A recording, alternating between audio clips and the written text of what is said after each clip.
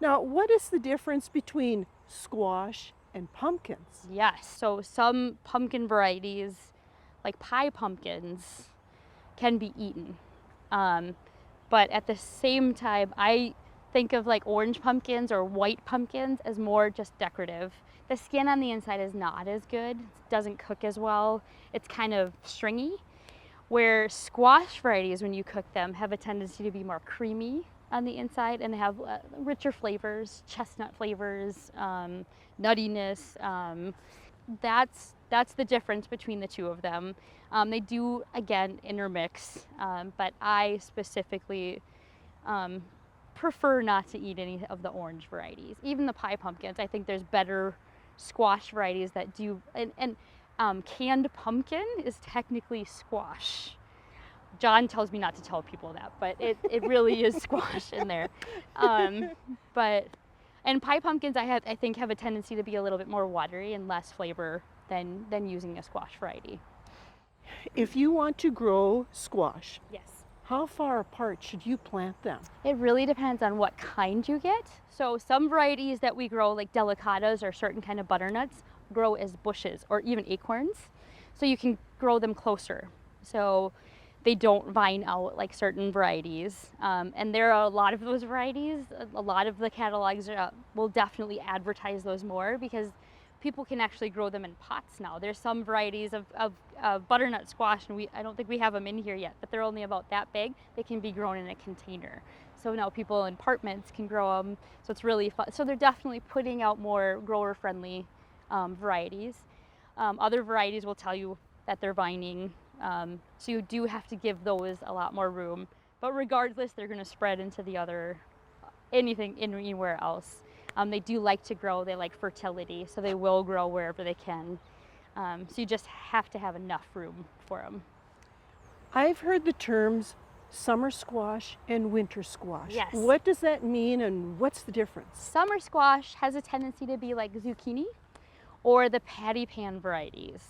So, but patty pan varieties are kind of a lighter squash. Zucchinis can be a little bit heavier so that you can use them in like baking and stuff. Summer squashes play better with like grilling or sauteing, stuff like that. Because they're thinner skinned. You can actually eat the skin on them as well as zucchini. You can eat the skin on zucchini. Winter squash, for the most part, there's a handful that you can eat the skin, but most of them you don't eat the skin on them. And it takes them longer to ripen. So summer squash, like its name, will be ready in the summer. Winter squash will be ready in the fall. That was my next question. How can you tell when they're ready to use? That is a great question. We have a good little trick. If you put your fingernail in the side of a squash variety, it shouldn't go through it when it's ready. If it goes through it, it's not ready. And that's all very dependent on variety. Again, like butternuts have a tendency to be thinner skinned, and you can technically eat the skin on a butternut. But anything like a buttercup, I wouldn't be able to put my fingernail through those right now. So that's how we know it's ready. Also, they get like a brown spot on the back when they're ready, kind of like a watermelon. You can kind of tell. There's also their stems start drying down. That's a really good trick for people. If you're really not sure and you don't want to stick your fingernail in the squash or the pumpkin, the stem is the good indicator on when they're ready. They will start drying down. The tendril will start drying down as well.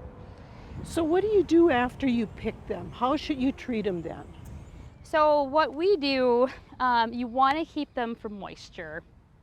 So we have them on the grass right now, which is not a great thing for them because they do whisk moisture. So it's better to have them on shelving or even on countertops. I tell people not to put them on cement because there's a lot of moisture in there and they will go bad quicker. So if you are displaying pumpkins outside, I tell people to kind of keep them in the grass or like on a deck versus putting them on pavement or cement. Then should you store squash in the refrigerator at all? I don't recommend it. I would say if you cut into it and you still want to use it, put it in the refrigerator. You can come back to it. It'll last longer that way if you want to come back and use it again. But I don't recommend putting it into the refrigerator because there's too much moisture in there and it's too cool. So 60 degrees is kind of the ideal temperature for storage for squash. So as long as they don't have extreme temperature changes, they will last a really nice long time. What are some of your favorite squash varieties?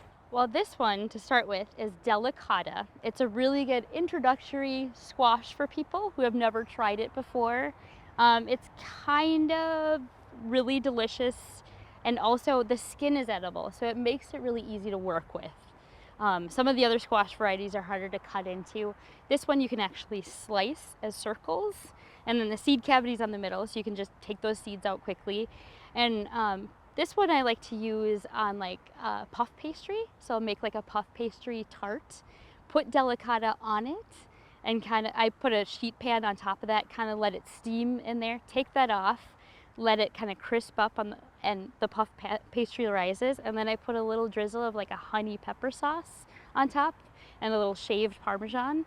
It's a really fun, easy tart that you can make. But this one is really nice for grilling, for sauteing, for just roasting, but also really easy to work with for a lot of people. When you say this is an easy one to start with, do you mean to grow in the garden? To grow, absolutely. They grow as bushes. You can get a bush variety, or they also have like a long growing one, but we prefer the bush variety. They just grow nicer and they have a lot of fruit on them. They have you'll get a lot of these. So a lot of bang for your buck, if you will. By planting this one, and it doesn't take up much room, so you can plant it. It's a bush variety. It'll kind of stay where you plant it, and they're fairly easy growing even in a drought. We did really well with them this year. We didn't water anything, and they still produced a lot of really great sized delicatas. So for baking, speckled hound is my favorite. I love baking with squash varieties.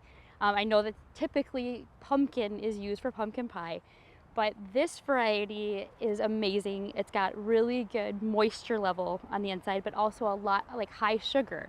And you also get a lot of squash in here, very small seed cavity. So basically the seed cavity is just this area.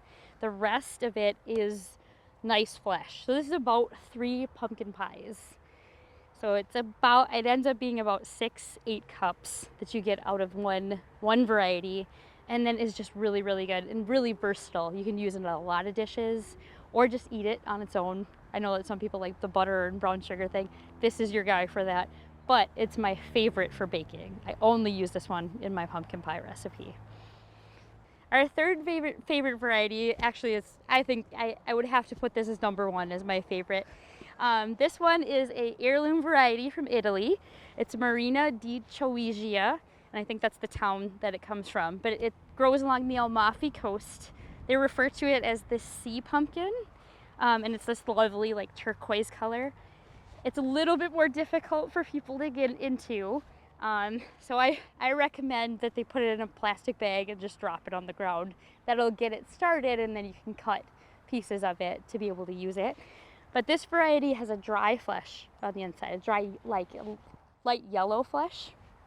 It's really good for ravioli, or they make gnocchi out of it because it has a lot less moisture in it, so you're not having to like whisk the moisture out to make those different recipes. I love it because it's absolutely beautiful. It's like just a gorgeous squash. I love putting it in my displays, and it lasts a really long time. This variety specifically will last easily until March without breaking down. It's a great storage variety, but just one of my favorites to cook with. I put it in soup, I put it in everything because of like the great chestnutty flavors that it does bring about. So just definitely one of my husband and I, our favorite that we've grown. We've grown this one for about 16 years, so we love this one.